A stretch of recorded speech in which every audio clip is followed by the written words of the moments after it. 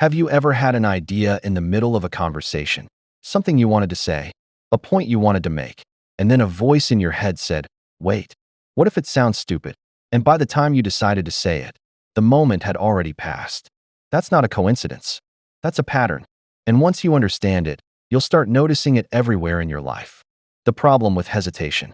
Here's what actually happens in that pause. The moment you feel the urge to do something, raise your hand, send the text, get out of bed, start the workout, your brain doesn't just sit there quietly. It immediately starts generating reasons not to do it. It's not the right time.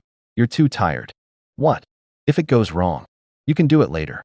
This isn't a flaw. It's your brain doing exactly what it evolved to do. Protect you from risk and discomfort. Thousands of years ago, hesitation kept our ancestors alive. Pausing before jumping into unknown territory, before trusting a stranger, before taking a risk, that caution had a purpose. But in modern life, that same wiring works against you. There's no tiger chasing you when you're deciding whether to go to the gym or hit snooze. There's no real danger in raising your hand in a meeting. Yet your brain treats these moments with the same hesitation it would use for genuine danger. And the longer you wait, the stronger that resistance gets. Give it 5 seconds, and it can talk you out of almost anything. Where this idea comes from. This concept became widely known through author Mel Robbins, who described a simple technique she used to break her own pattern of hesitation. The idea is deceptively simple. The moment you feel an urge to act on something positive, and you notice yourself hesitating, count backward. 5, 4, 3, 2, 1, and physically move before your brain has time to talk you out of it. That's it. No elaborate system. No motivation required. Just a countdown and a decision to move before doubt has time to build. Why something so simple actually works.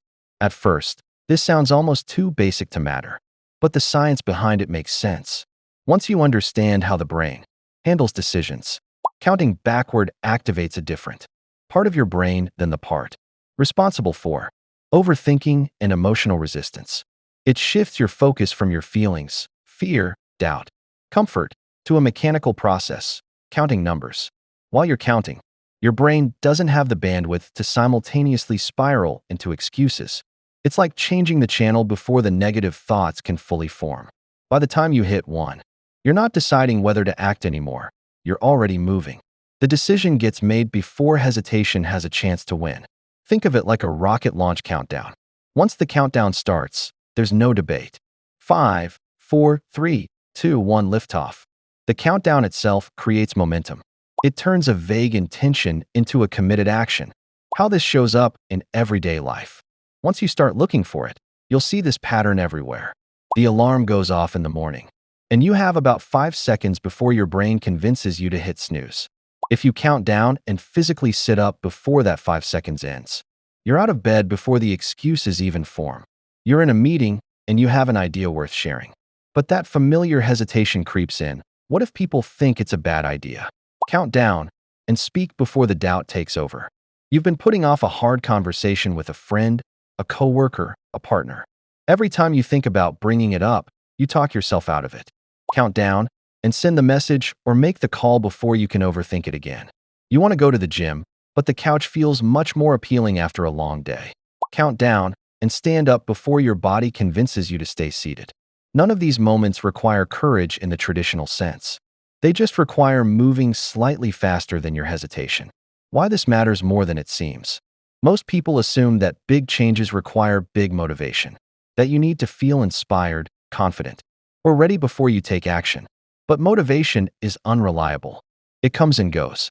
If you wait to feel ready, you might be waiting for a very long time. Action, on the other hand, is something you can control regardless of how you feel. And here's the interesting part. Action often creates motivation, not the other way around. Once you're already at the gym, once you've already started the hard conversation, once you're already speaking up in the meeting, the fear tends to fade. The hardest part was never the task itself. It was the moment right before starting. This is why the 5-second rule works so well. It doesn't try to fix how you feel. It simply gets you moving before those feelings have a chance to stop you. How to actually use this? The next time you notice yourself hesitating on something you know is good for you, whether it's getting out of bed, speaking up, starting a task, or making a decision, Try this. The instant you feel that urge, silently count backward from 5 and commit to moving physically by the time you reach 1. It won't feel dramatic. It won't feel like a breakthrough. But that's exactly why it works.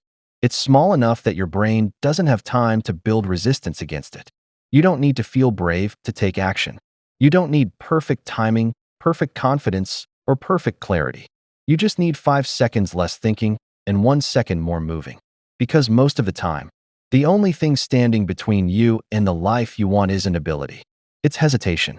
And hesitation only wins when you give it time. If this helped you, hit like and subscribe. It helps this channel grow. And we'll keep breaking down psychology like this in every video. See you in the next one.